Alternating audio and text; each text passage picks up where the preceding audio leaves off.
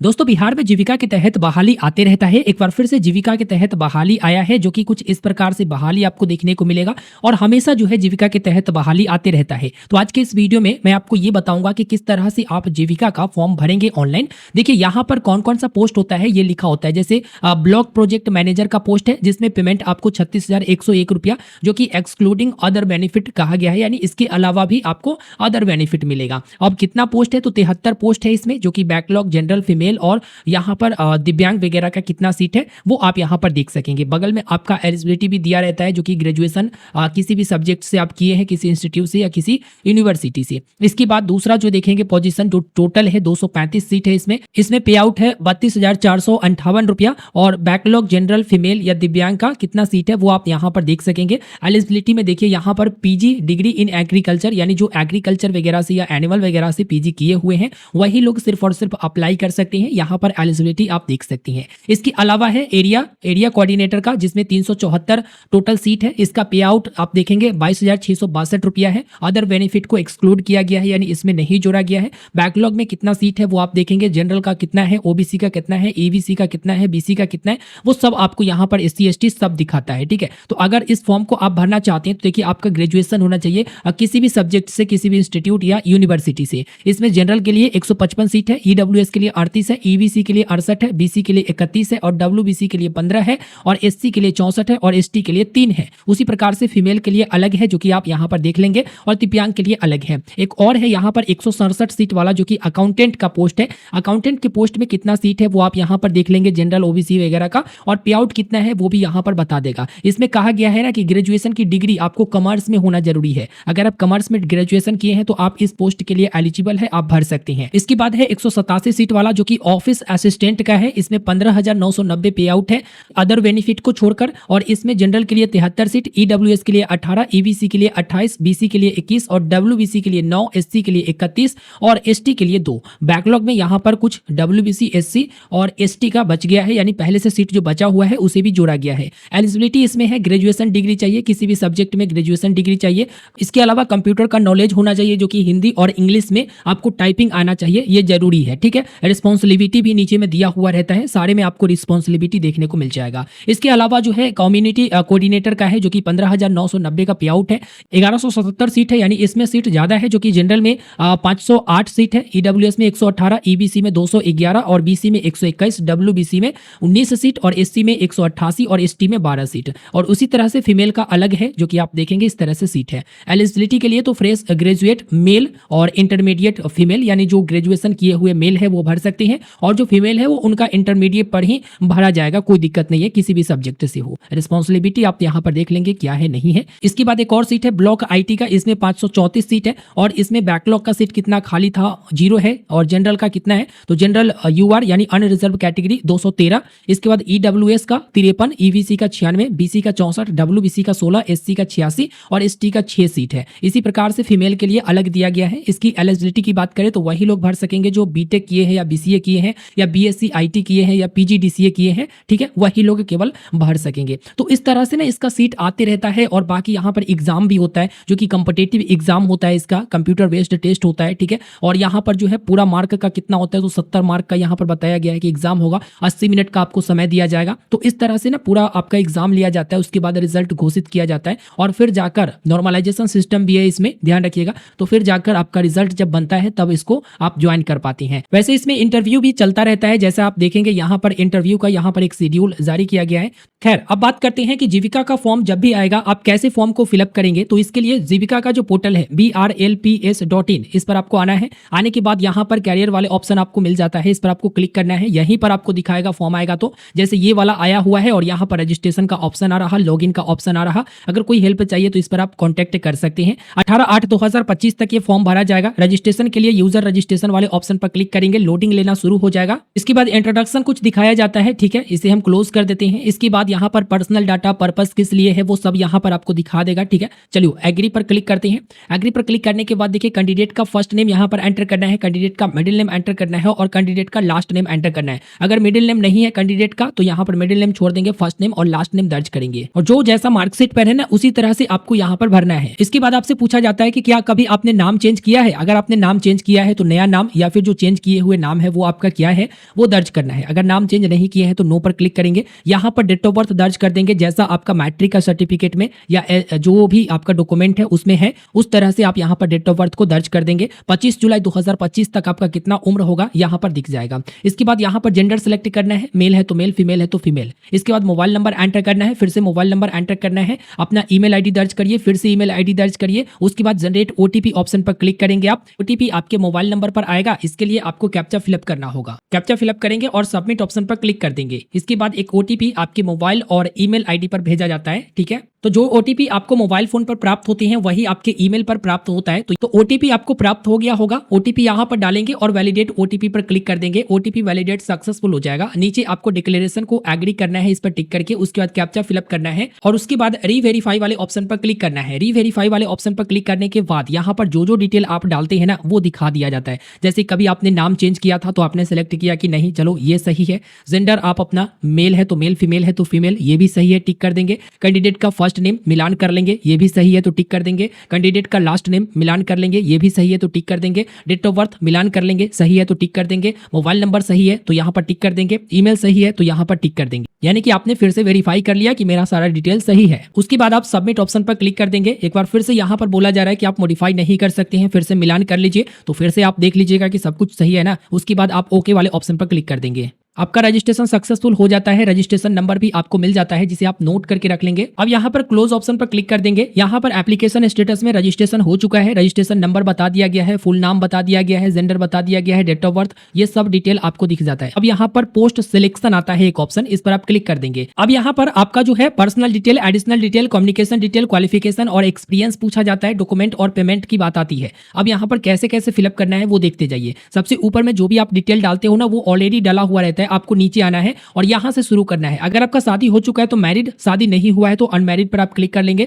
Father name अपना दर्ज कर देंगे, मदर नेम दर्ज कर देंगे, मोबाइल नंबर आपका दिख जाता है, ईमेल आईडी आपको दर्ज करना होता है। अब यहां पर आपको पोस्ट डिटेल डालना है। पोस्ट डिटेल में देखिए यहां पर पोस्ट कैटेगरी ब्लॉक लेवल रहेगा। यहां पर पोस्ट का नाम डालना है, जो भी वैकेंसी आया रहेगा, जो भी पोस्ट का नाम रहेगा वो आपको दिखाएगा। तो पोस्ट का नाम यहां पर आप देख लेंगे कि किसमें कितना वैकेंसी है और कौन सा पोस्ट आप भरना चाहते हैं, किस पोस्ट के लिए आप एलिजिबल है वो आप यहां पर चेक कर लेंगे और उसी अनुसार से आप यहां पर डालेंगे। तो अगर आप एरिया कोऑर्डिनेटर वाला पोस्ट डालना चाहते हैं तो इसमें देख लीजिए कितना सीट है, आपके कैटेगरी में कितना सीट है और एलिजिबिलिटी क्राइटेरिया को आप फुलफिल कर रहे हैं या फिर नहीं वो देख लीजिए। तो मान लो कि आप एरिया कोऑर्डिनेटर डालना चाहते हो तो एरिया कोऑर्डिनेटर पर आप क्लिक करेंगे, पोस्ट कोड ऑटोमेटिक यहां पर डल जाएगा। इसके बाद नीचे में आता है कैंडिडेट डोमिसाइल और कैटेगरी डिटेल डालने का, जिसमें नेशनलिटी इंडियन आप सिलेक्ट कर लेंगे। इसके बाद आपका डोमिसाइल बिहार का है तो अगर बिहार का है तो यस पर क्लिक करेंगे, अगर बिहार का नहीं है तो नो पर आप क्लिक करेंगे और अदर डोमिसाइल स्टेट यहां से आप चुन लेंगे, ठीक है। उसके बाद कैटेगरी चुनेंगे। तो यहां पर बिहार का डोमिसाइल है तो यस पर क्लिक करना है। इसके बाद रिजर्वेशन कैटेगरी, क्या आप जनरल आते हैं, बीसी है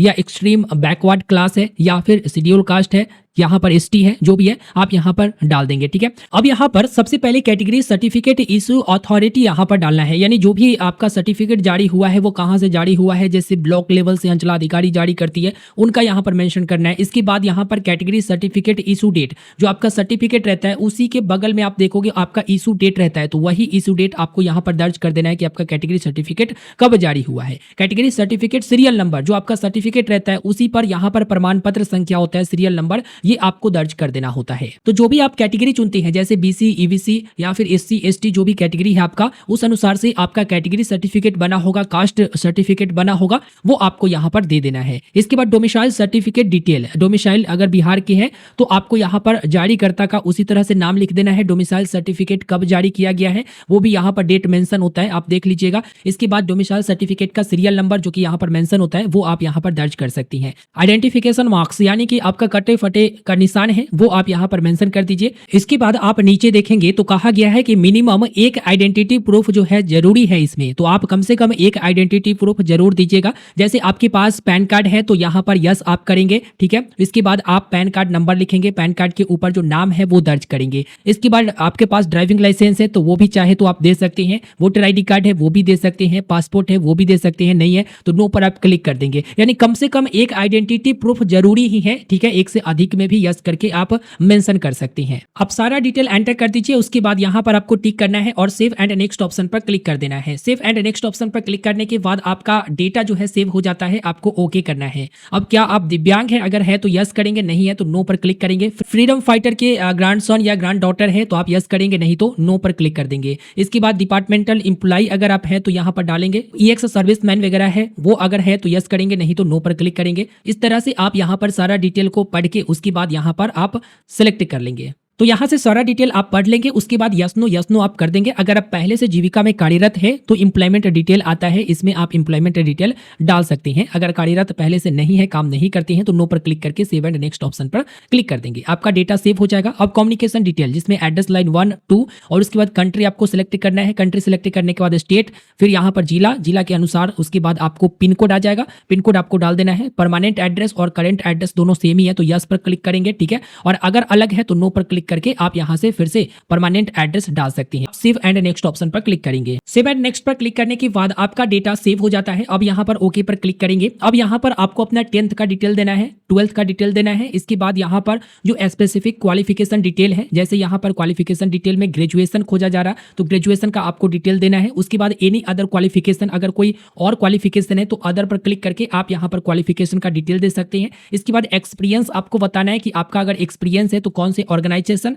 इसके बाद यहाँ पर सब कुछ डिटेल एंटर करना है, ये मैंडेटरी नहीं है। अगर आपके पास एक्सपीरियंस है काम का तो आप यहाँ पर डाल सकते हैं, नहीं तो इसे लैप्स कर दीजिए, कोई दिक्कत नहीं है, ठीक है। अगर एक से ज्यादा एक्सपीरियंस है तो ऐड न्यू रो पर क्लिक करके आप एक से ज्यादा एक्सपीरियंस भी दर्ज कर सकते हैं। 10th वाला में सबसे पहले तो यहाँ पर बोर्ड का नाम लिखेंगे जिस बोर्ड से आपने 10th किया है। इसके बाद स्कूल या इंस्टीट्यूट का नाम यहाँ पर लिख देंगे। इसके बाद आपका जो मार्क्स है वो सीजीपीए में है या ग्रेड है या फिर परसेंटेज है, वो यहाँ पर आप सिलेक्ट कर लेंगे। परसेंटेज है तो परसेंटेज, आपने कितना नंबर प्राप्त किया है, मैक्सिमम कितना नंबर का एग्जाम था, ऑलरेडी यहाँ पर परसेंटेज आपका लिख देगा। इसके बाद पासिंग ईयर कौन सा था, किस साल में आपने पास किया। उसके बाद डिवीजन आपका फर्स्ट है, सेकंड है, थर्ड है, वो आप यहाँ पर सिलेक्ट कर लेंगे। उसी प्रकार से इंटरमीडिएट में यहाँ पर बोर्ड का नाम दर्ज कर देंगे, स्कूल या इंस्टीट्यूट का नाम, सब्जेक्ट आपका कौन सा, आर्ट्स, कॉमर्स या फिर साइंस, जो भी है आप यहाँ पर सिलेक्ट कर लेंगे। अगर साइंस है तो साइंस सिलेक्ट कर लेंगे। परसेंटेज था या फिर सीजीपीए वो आप यहाँ पर डाल देंगे। कितना मार्क्स आपने प्राप्त किया, मैक्सिमम कितना मार्क्स का एग्जाम था, परसेंटेज ऑटोमेटिक आ जाएगा, कब आपने पास किया, डिवीजन आपका कौन सा है वो आप सिलेक्ट कर लेंगे। ग्रेजुएशन में उसी प्रकार से इंस्टीट्यूट पास फ्रॉम, कहाँ से आपने पास किया है।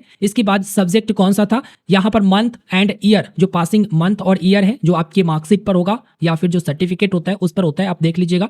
आपका परसेंटेज था या फिर ग्रेड मार्क्स था या फिर सीजीपीए, वो आप यहाँ पर डालेंगे, कितना मार्क्स आपने प्राप्त किया और मैक्सिमम कितना मार्क्स का एग्जाम था, परसेंटेज खुद आ जाएगा। इसके बाद अदर क्वालिफिकेशन में कोई अदर डिग्री है तो आप यहाँ पर डालेंगे कौन सा इंस्टीट्यूट से पास किए हैं, कौन सा सब्जेक्ट था आपका, वहां पर आप सब्जेक्ट सिलेक्ट 1, 2 करके आप सिलेक्ट कर लेंगे। इसके बाद मंथ और ईयर पासिंग डालेंगे, परसेंटेज था या सीजीपीए था वो आप डाल देंगे और प्रिंट मार्क कितना आपने प्राप्त किया, मैक्सिमम कितना मार्क्स का था, ये आप डाल देंगे, ठीक है। तो ये सब डिटेल एंटर करने के बाद आप यहाँ से सेव एंड नेक्स्ट पर क्लिक कर देंगे। सेव एंड नेक्स्ट पर क्लिक करने के बाद आपका डेटा सेव हो जाएगा। इसके बाद डॉक्यूमेंट अपलोड करना है। तो डॉक्यूमेंट अपलोड में सबसे पहले आपको पासपोर्ट साइज का फोटो अपलोड करना है, जिसका साइज 50 केबी मिनिमम होना चाहिए और मैक्सिमम 80 केबी तक के फोटो आप अपलोड कर सकते हैं। इसके अलावा आप देखेंगे तो आपका जो फोटो का फॉर्मेट होना चाहिए जो जेपीजी या जेपीईजी फॉर्मेट होना चाहिए। आपके जो फोटो का बैकग्राउंड होगा वो व्हाइट के बाद डीपीआई 200 रखना है और डायमेंशन इतना रखना है, किस तरह से वो आप देख सकते हैं। तो यहाँ पर सबसे पहले पासपोर्ट साइज आप फोटो अपलोड कर देंगे क्लिक पर क्लिक करके। इसके बाद यहाँ पर जो है अपलोड सिग्नेचर आपको अपलोड करना है, मिनिमम 50 केबी का, मैक्सिमम 80 केबी का, जेपीईजी या जेपीजी फॉर्मेट में। इसके बाद 10th का सर्टिफिकेट आपको अपलोड करना है मैक्सिमम 300 केबी में और मिनिमम 100 केबी में, जो कि जेपीईजी, जेपीजी या पीडीएफ फॉर्मेट भी अपलोड कर सकती हैं। 10th का आपको मार्कशीट भी अपलोड करना है, 12th का आपको सर्टिफिकेट और 12th का मार्कशीट भी अपलोड करना है। इसके बाद upload your additional qualification certificate. अगर कोई एडिशनल क्वालिफिकेशन आप दिए हुए हैं तो उसको अपलोड करना है, नहीं दिए हैं तो कोई दिक्कत नहीं है, ये ऑप्शनल में है। यानी जहां जहां भी रेड लगा हुआ है स्टार वो जरूरी है और जहां जहां रेड स्टार नहीं लगा हुआ है ये ऑप्शनल में होता है। इसके बाद डोमिसाइल सर्टिफिकेट जो आपका रेसिडेंस सर्टिफिकेट है उसे अपलोड करना है। इसके अलावा जो हायर अगर क्वालिफिकेशन डिग्री मेंशन किए हैं तो उसका सर्टिफिकेट डिटेल एंटर करना है, यहाँ पर अपलोड कर देना है। इसके बाद जो पोस्ट स्पेसिफिक क्वालिफिकेशन सर्टिफिकेट यानी जो ग्रेजुएशन वाला है वो सर्टिफिकेट यहाँ पर अपलोड करना है और मार्कशीट नीचे में अपलोड करना है। कास्ट सर्टिफिकेट आपको यहाँ पर अपलोड करना है। पैन कार्ड जो दिए होंगे इसका यहाँ पर अपलोड करना है pan card. Voter ID card भी अगर सेलेक्ट किए होंगे तो वोटर आईडी कार्ड डॉक्यूमेंट यहाँ पर आपको देना है। अदर कोई डॉक्यूमेंट डॉक्यूमेंट है तो यहाँ पर आप अपलोड कर सकते हैं। तो इतना सारा कुछ अपलोड कराया जाता है जो कि आप देख सकेंगे। और नीचे में जो पेमेंट करना है वो 800 रुपया पेमेंट करना है रजिस्ट्रेशन फी, और जो पेमेंट होगा वो ऑनलाइन मोड में होगा। डिक्लेरेशन आपको टिक करना है कैप्चा फिलअप करके, एक बार प्रीव्यू कर लेंगे आप। अगर आपको फोटो रिसाइज करने में दिक्कत आ रहा है तो आप गूगल सर्च लगा सकते हैं, फोटो रिसाइजर, डीपीआई, केवी, डायमेंशन वगैरह, ठीक है। ये आप सर्च लगाएंगे, सर्च लगाने के बाद बहुत सारे पोर्टल मिल जाएगा जहां पर आप तुरंत के तुरंत फोटो का डीपीआई चेंज कर सकते हैं, रिसाइज कर सकते हैं, केवी को घटा बढ़ा सकते हैं। किसी भी पोर्टल पर आ जाइए जहां पर ये सब काम आपका हो जाएगा। उसके बाद यहाँ पर इमेज को सिलेक्ट कर लीजिए, जो भी आपका इमेज है उसे आप सिलेक्ट कर लीजिए, और नीचे में कितना आपका डायमेंशन देना है, कितना डीपीआई देना है, वो सब यहाँ पर डालकर और रिसाइज पर क्लिक कर लीजिए। तो सारा डॉक्यूमेंट आप इस तरह से अपलोड कर देंगे। देखिए डॉक्यूमेंट अपलोड करने के बाद ना एक बार आप व्यू पर क्लिक करके जरूर देखिएगा कि आपने सही डॉक्यूमेंट अपलोड किया है या फिर नहीं किया है, ठीक है, कहीं इधर उधर तो नहीं कर दिया। ये सारा डॉक्यूमेंट अपलोड हो जाएगा। इसके बाद आप नीचे आएंगे तो आप देखेंगे यहाँ पर कैंडिडेट का नाम रहेगा, 800 रुपया की यहाँ पर चार्ज लिया जाएगा, ऐसा बताया गया है। ऑनलाइन पेमेंट करने का ऑप्शन आएगा तो ऑनलाइन पर टिक करेंगे। इसके बाद डिक्लेरेशन आएगा, इस डिक्लेरेशन को आपको टिक कर देना है। इसके बाद कैप्चा फिलअप करना है। कैप्चा फिलअप करने के बाद एक बार ना आप प्रीव्यू देखना चाहते हैं तो प्रीव्यू देख लीजिएगा कि हाँ आपने फॉर्म जो डाला है वो किस तरह से डाला है, आपका फॉर्म सही भरा गया है या फिर नहीं भरा गया है। एक बार आप प्रीव्यू यहाँ पर देख लीजिएगा, जैसे नाम वगैरह मैच कर लीजिएगा। इसके अलावा कौन सा पोस्ट के लिए अप्लाई कर रहे हैं ये सब मैच कर लीजिएगा। सब कुछ सही है तो ठीक है, आगे आप बढ़ सकते हैं। तो एक बार देख लीजिए। और डॉक्यूमेंट जो अपलोड करते हैं ये भी यहाँ पर दिखाता है, क्लिक पर क्लिक करके आप देख सकते हैं कि आपने कौन सा डॉक्यूमेंट कहाँ पर ऐड किया है। डोमिसाइल की जगह पर डोमिसाइल ही ना ऐड किया है, 10th की जगह पर 10th ही तो ऐड किया है, 12th नहीं ना कर दिया। इस तरह से आप देख सकेंगे। जब आपका सब कुछ सही रहेगा तो यहाँ पर छोटा सा कट का ऑप्शन देगा, इस पर आप कट कर देंगे और सबमिट ऑप्शन पर आप क्लिक कर देंगे। इसके बाद पेमेंट के लिए आप देखेंगे तो यहाँ पर आपको पेमेंट करना पड़ेगा, जो कि आप नेट बैंकिंग से, डेबिट कार्ड से, क्रेडिट कार्ड से और यूपीआई से भी पेमेंट कर पाएंगे। अगर यूपीआई से पेमेंट करना चाहते हैं तो यूपीआई को चुनेंगे।